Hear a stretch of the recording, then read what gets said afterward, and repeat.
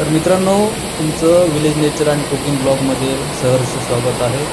तर मी आज तुम्हाला एक मस्तपैकी पावसाळ्यात फिरण्याची जागा सांगणार आहे।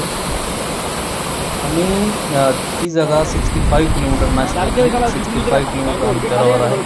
एकदम शांत आणि एकदम निसर्गरम्य वातावरणातली ही जागा आहे।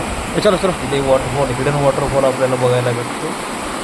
तिथे जाण्यासाठी आपण प्रथम नाशिकवरून निघणार आहोत। तिथून 65 किलोमीटर गेल्यावर बाहुली डॅम लागतं। बाहुली डॅममध्ये टोटल 3 वॉटरफॉल आहे। तिथे सगळ्यात जो शेवटचा वॉटरफॉल आहे तिथे जायचं आपल्याला। ते खाली एक वॉटरफॉल असतो आहे आणि एक वर वॉटरफॉल आहे। तर वरचा वॉटरफॉल हा हिडन वॉटरफॉल आहे, हा कोणालाच माहीत नाही तिथे। तर तिथे जाण्यासाठी आपण खालच्या वॉटरफॉल जाता त्याच्या राईट साईडने एक रस्ता फुटतो, तिथून सरळ वर निघायचं आहे। तिथून वर गेल्यावर बघू शकता तिथे वॉटरफॉल आहे आणि तिथे एकही माणूस दिसत नाही। एकदम शांत जागा, एकदम खंदाट जंगलामध्ये हा वॉटरफॉल आहे। खूप फील असा अनुभव आपल्याला येतो। एकदम नितळ आणि स्वच्छ पाणी तिथे वाहतो। ते त्याला पोहण्यासाठी पण एकदम मस्त यासारखे पाणी जमलेलं आहे। तर आम्ही सगळे मित्र मिळून तिथे गेलो। तिच्या दिवशी खूप एन्जॉय केला। दिवसभर आम्ही तिथं पोहलो आणि तिथे खूप रिस्की असे दगड आहेत जे आपलं पाय पण सटकू शकतात। तर ती चालताना आपल्याला काळजी घ्यायची आहे। चालताना एकदम हळूवारपणे चालायचं आहे। प्रत्येक दगडाचा अंदाज घेऊन पाय ठेवायचा आहे, नाहीतर ॲक्सिडेंट होण्याचे चान्स पुरेपूर आहे।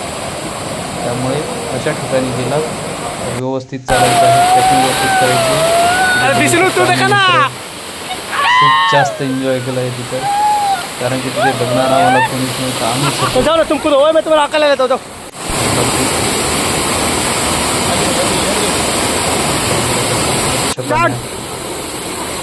ते गेल्यावर आम्ही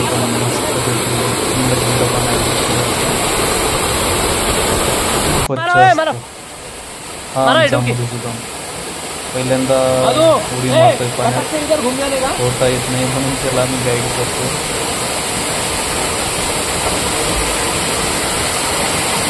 खूप खोलवर पाणी आहे,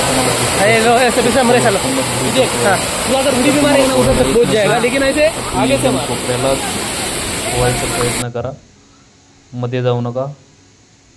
हा आमचा टकलू आहे वानपाडी, ह्याला पण पोहायला येत नाही पण मारून दिली एवढी।